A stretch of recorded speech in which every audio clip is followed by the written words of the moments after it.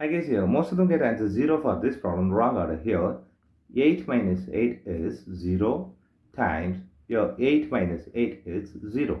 Here 0 times 0 is the wrong answer. As per this order of operations PEMDAS, this 0 is the wrong answer. Here we are going to introduce this PEMDAS rule from order of operation to solve this problem in correct order. Here this is a bracket higher priority.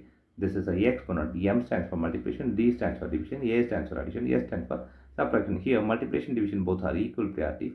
Also this addition subtraction both are equal priority. For this equal priority, we are going to introduce this left to right rule in the problem. Now we are going to solve this problem in correct order by using this order of operations PEMDAS. Here as per this order of operations PEMDAS, this bracket is higher priority. In this problem we don't have the bracket. Also this next priority is exponent also not there. So we are moving to multiplication and division.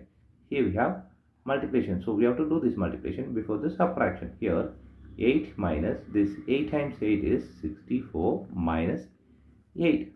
Here we have both are subtraction. Here subtraction both are left to right rule. Here left to right one is this 8 minus 64 is this negative 56 negative 8.